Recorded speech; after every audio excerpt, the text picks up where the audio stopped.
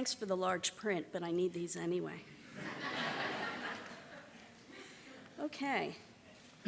JohnHeath, or as everyone here at Dickinson affectionately calls him, Hector, class of 1971.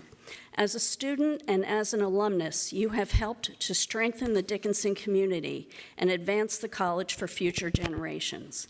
At Dickinson, you are an officer in Alpha Chi Rho and a member of Student Senate, Skull and Key, the Big Little program, and the lacrosse team. Since graduating, you have been with the Karistan Fashion Division of Mohawk Industries in management and sales positions for 44 years. And you are a member of the Karistan Hall of Fame for career excellence, but you've always found time to serve Dickinson. You helped organize the first men's lacrosse alumni game and Dickinson's 60th anniversary of lacrosse celebration. You serve as a member of the Dickinson Admissions Volunteer Society, and you were a class chairman and a member of the Board of Advisors, 1994 to 2001. You also represented Dickinson at a presidential inauguration in the Chicago area. Additionally, you are the president of the Phi Beta graduate chapter of Alpha Chi Rho and the director of the Skull and Key Alumni Club, helping to organize the Skull and Key Scholarship.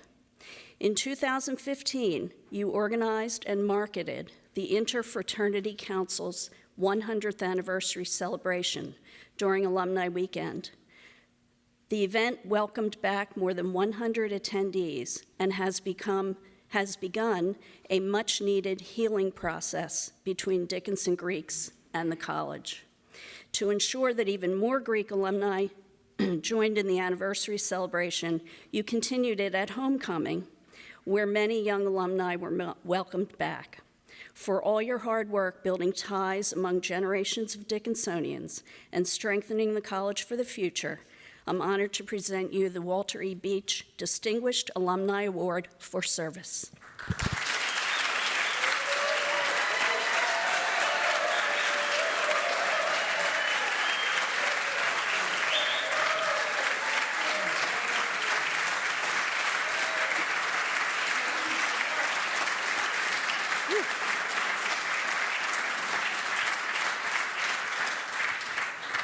Just asked Cindy if I could borrow her glasses. I'm not sure this is not readable, but thanks, Cindy, and this is sure a long way from social probation. And now I have one more reason for being glad that I transferred here. When Cindy called me, I was surprised but also grateful for this recognition. I've known of this honor having attended a few past ceremonies and had the privilege of meeting Walter Beach in 2001. By the way, this would have been his 60th reunion. I decided to do a little research about the award and found some familiar names among previous recipients, including one of my favorite professors, Dr. Ben James, for education and psychology classes, Wib Gobrecht, a lacrosse coach, and Walter, who was one of the early awardees before it was named for him. I also discovered that there are now 9 members of Skull and Key who have received the award, and altogether the original 3 hat groups comprise exactly half of all honorees. This is an example of service to the college that validates the value of these groups as honor societies. By the way, John Paz, who can't be here for his award, is also Skull and Key. It was noted that this recognition was in part for helping to organize milestone reunions of the 3 affinity groups with which I was fortunate enough to be associated. But I definitely had plenty of assistance in these endeavors and want to thank several of the college collaborators. First would be the ever-reliable Karen Faranack, who I've known since she started working for the college right after graduation in '86. This is her 30th, by the way.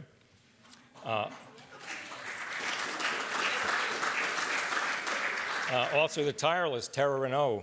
I knew I was going to get that wrong. And the indispensable Laura Wills. Men's lacrosse coach Dave Webster, who I knew when he was our sports-only 3-time captain, sports information director Charles McGuire, the busiest man on campus, and resourceful Melinda Triller-Dolan from the archives. I also want to definitely include Liz Toth and Jennifer Love for supporting this weekend's events. All of them are dedicated, enthusiastic representatives of Dickinson who make things happen and make it look easy. This is a great place and a great people place and a special part of our collective memory. We all had our own special affinity groups, whether it was Mermaid Players, Glee Club, WDCV radio station, a language club, Bologna, where we all found opportunities to cultivate individual talents and interests which enhanced our campus experience. My groups taught me a lot about fellowship, teamwork, and leadership, lessons that have served me well since departing our little microcosm. I've been asked why I care so much about Dickinson, but I doubt that I care much more than anyone in this room. If anything, I'm guilty of just caring more often. And it's not necessarily about giving back, it can simply be coming back and sharing time with lifelong friends, getting to know some friends better, and even making new friends. For me, it's been gratifying to encourage classmates, teammates, hatmates, and old crow mates to gather again and hear a lot of the remarkable, true, old stories. And although we may talk about the good old days, I'm certain that some of us have our favorite memories that were some pretty good old nights. Now I'd like to thank some collaborators to my affinity groups, although some of them may prefer to be called accomplices or merely co-conspirators. Gentleman Jack Ebler from Skull and Key, Charlie Gifford, the ringmaster of the Crow Show, fellow All-Mac Attack Vac, Paul Kovac, and the one dear friend who shares the same three groups, my fraternal little brother, the multi-talented Pete Taft, who with his Bradley bandmates always remind us that we all do indeed get by with a little help from our friends. And so to the brothers of Alpha Chi Rho, Amasai, to the men of Skull and Key, Chihi Chaha, and to all the Dickinson lacrosse players and coaches, past and present, men and women, go Red Devils. Thank you.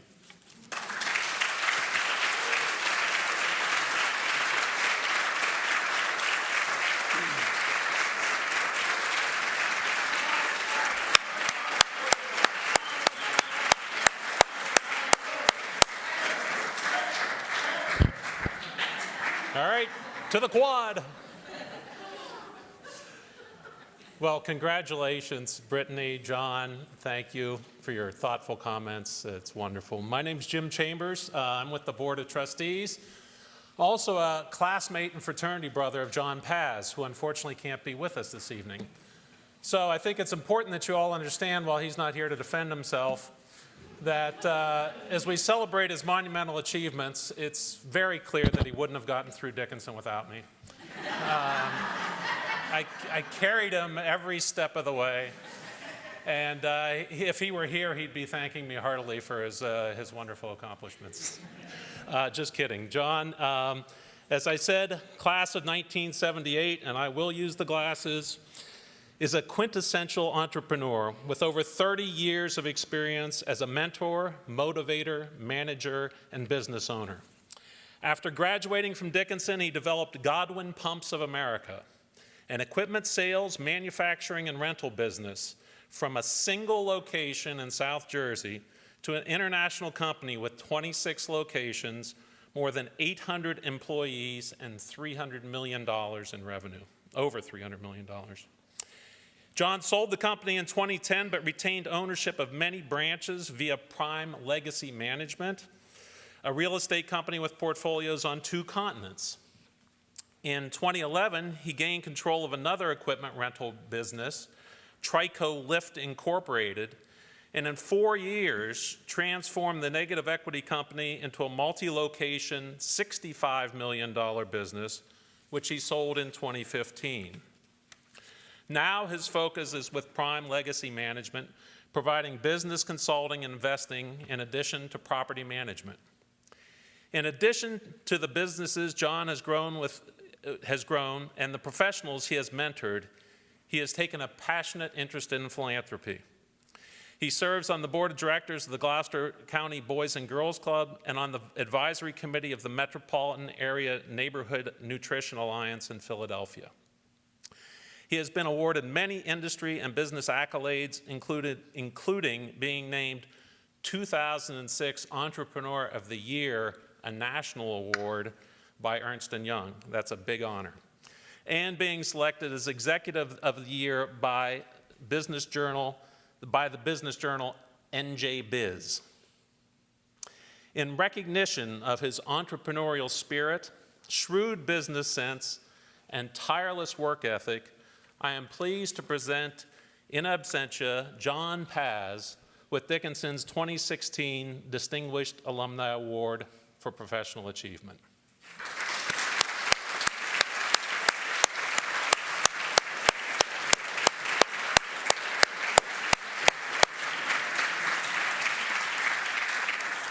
So, as I noted, John is unable to be here this evening, as he and his wife are eagerly awaiting the arrival of their second child, which was due last Tuesday. So see, for some of you who aren't good at math, that was class of 1978, which makes John 60 this year. So it just goes to show you that John is a very competitive guy. He was competitive at Dickinson, socially, academically, athletically. He was obviously competitive and successful in the business world, and now he is starting a little late, but he is being very successful in starting a beautiful new family. So we wish them, he and Rachel, well, as they are, I spoke to him, and last night she had some labor, but as of today at 5 o'clock, there was no news yet. And I had the occasion to speak personally with John earlier. He was incredibly humbled and honored to be recognized by Dickinson. He disclosed his wife's due date early on in the awards process. This wasn't a surprise, knowing that he may not be able to attend. However, the Alumni Council Awards Committee and President Roseman were clear. John deserved this award this year. He indicated throughout his career he was fortunate to have garnered many accolades, but said this award will hold special prominence. John said he accepts it on behalf of his classmates who he believes have achieved great success. He attributed all of their success to Dickinson, saying, quote, "Dickinson produces people who do well. The college took solid students and transformed them into people who went on to do great things." Thank you.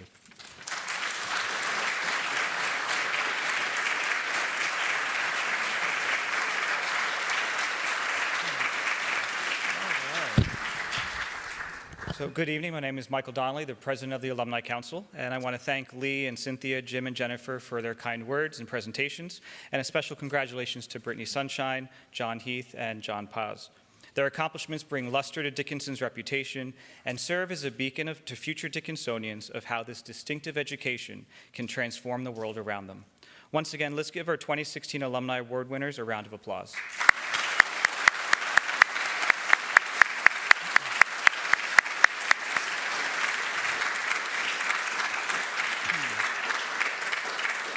So on behalf of the Alumni Council, I would like to invite everyone to continue our celebration with the honorees at a reception being held at the newly dedicated Mermaid Society Trellis, which is right around the corner behind Old West. Have a pleasant evening, and thank you for coming.